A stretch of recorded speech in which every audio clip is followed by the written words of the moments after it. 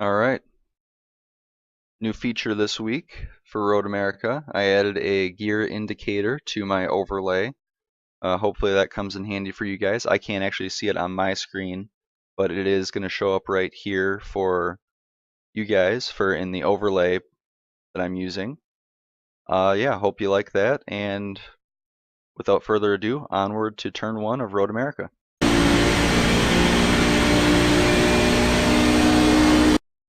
So a key for this turn and most of the turns on this track is to really focus on your exit, because there's so many long straightaways through here and this car has such strong acceleration. We really want to do our best to utilize that acceleration and get a really good launch out of the corner. So really focus on late apexes, and once you start applying throttle, try to avoid lifting on it. You want to have a progressive addition to your throttle. You don't want to let off unless you need to, because that will hurt your lap time, you'll lose some boost, and it's just going to slow you down. So before we can get to the exit of the corner, let's go through the entrance to the corner. This path here before the 4 cones, that is a good reference point. I'm going to be braking a little before this path. The weather for this session is default, as all of mine are, with full race fuel. And so many of the actual race sessions are going to have much cooler track temp if they're overcast or if the ambient temperature is just lower.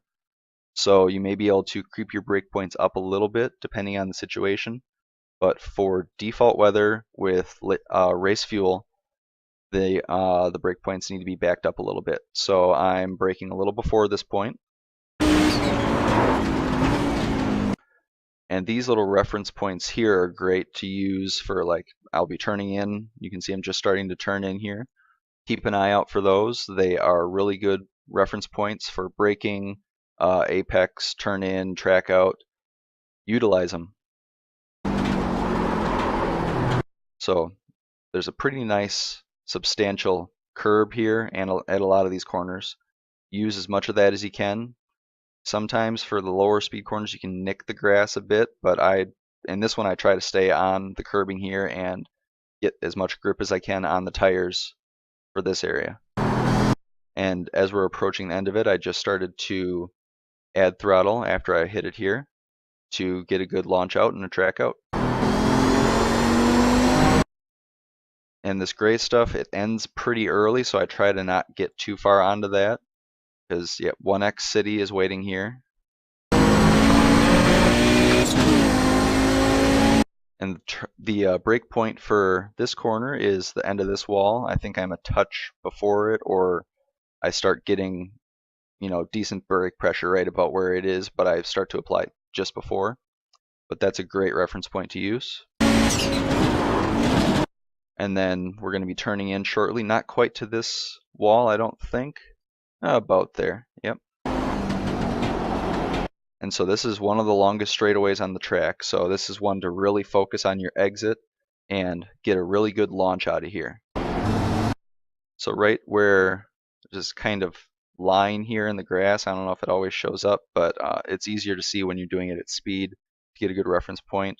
This smudge here is another possible point to start really applying throttle. But once you start to hit the throttle, you don't want to let off on it, because if you do, that means you took too much speed through here, and you're better off to stay tucked in and get a later apex, because that'll help you out in the long run on the straightaway.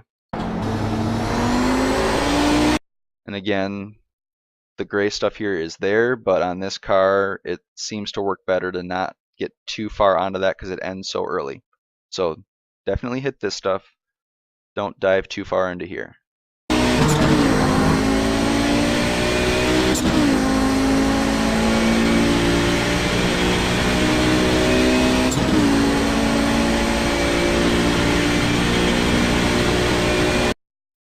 Alright, so the brake point here, we got a nice long threshold braking zone going downhill, so the car is going to be a little unloaded. The braking point that I've been using for reference is right where the grass ends here.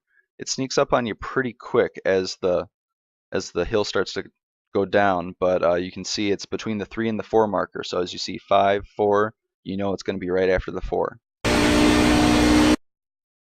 So here we are. I'm going to be braking, I think, a little before this for this particular lap, but threshold braking, and the setup that I'm going to be posting on here that I've been using likes to yaw the car around a little bit and induce a little bit of oversteer under maximum threshold braking, which helps to turn in, but it can also make the back end a little bit squirrely under heavy braking. So keep that in mind. If you feel the back start to move a little and you're not ready for it to move yet, then lighten up on the brakes just a touch.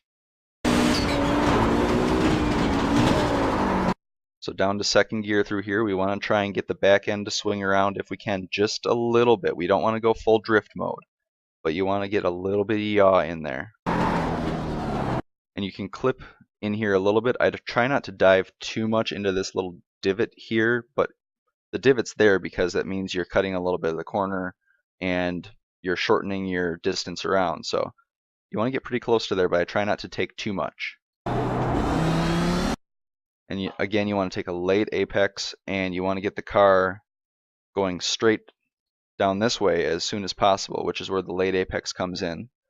And you can track out a bit to this dark stuff over here, but don't go all the way out. If you go all the way over here, then you're taking too long of a trip around the corner, which slows you down, and you're going to get a 1X, which, you know, we get enough of those already. So try not to get into this stuff, but definitely make use of this exit rumble strip here. There's not really good braking reference for this corner that I've found, at least, but it's easy to overshoot because we're going over this crest again. It's easy to plow through the corner and not actually get a good turn in. So err a little bit on the side of caution here, because that'll help you again get a good transition through the corner and a good exit. So I think I'm going to brake right about here. I'm about to let off the throttle. And pretty heavy braking until I start to get to this rise here, and then I'm going to let up on my brakes because I don't have as much grip. And then we want to try and do a fairly late apex here. This is a short straightaway coming up, but I don't like going too far wide because we want to set ourselves up for the next corner. So again, this colored stuff here is good. Can touch on this light gray here, but if you go too far over there, then you're going to have a harder time getting to the left for the next corner.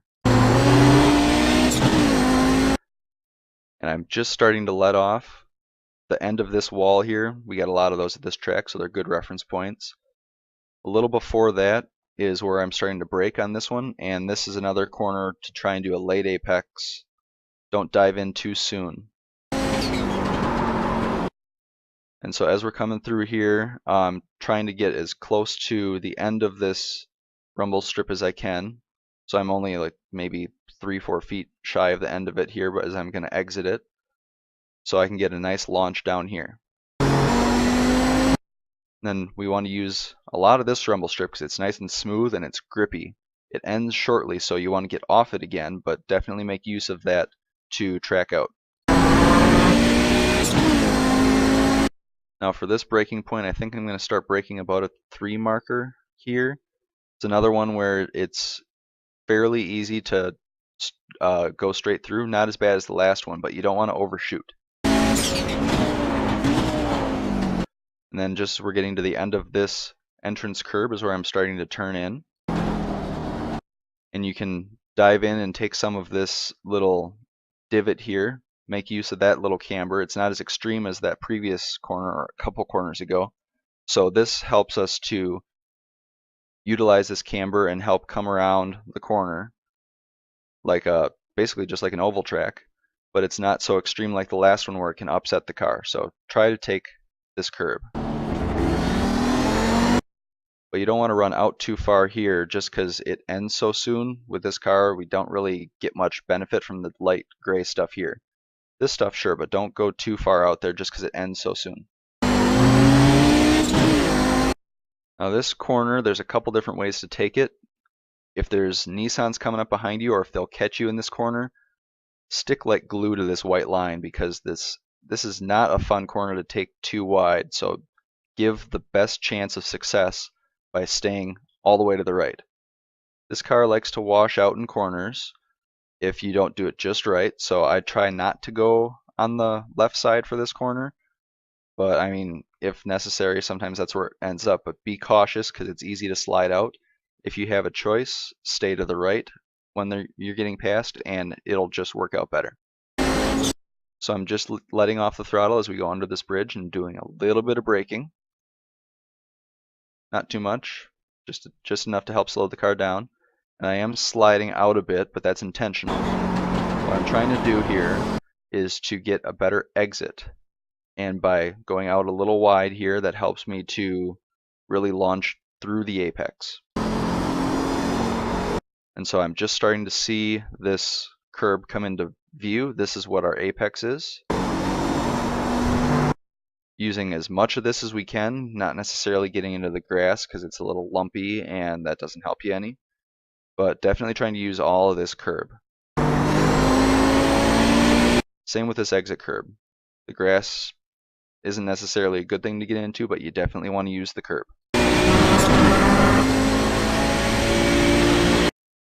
Now for this corner, a lot of cars can either go flat. I think the Nissans might be able to go flat in the right weather situation, or maybe a slight lift. We don't have that luxury. We got to brake. So I've been braking at the 2 marker and then turning in around the 1 marker or just before. Ideally we want to do a late apex, but it's a very narrow window. We're talking a couple feet difference to do a late apex versus a mid apex, and a couple feet beyond that and you're not going to apex and you'll just hit that lovely wall that it's waiting for you. So trying to get a little bit of that curb, if I can do that right, there we go. And see there's kind of a lip there on this curb. It kind of hops up a little bit, so if you take too much of it, it can upset the car, and that wall's ready to greet you as you slide out. So be cautious in taking a lot of this curb. But you can use all this stuff over here, and in order to get a good lap, you will need to use a lot of this stuff. But if you go too far out, you're going to have to lift a little bit just to keep control, which is going to slow you down. And you're not going to be able to necessarily go straight. You're going to get a little slidey going through here, and that's not going to help your lap time either.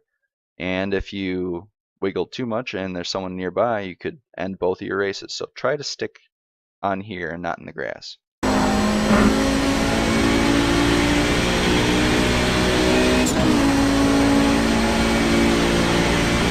So very early braking point on this corner.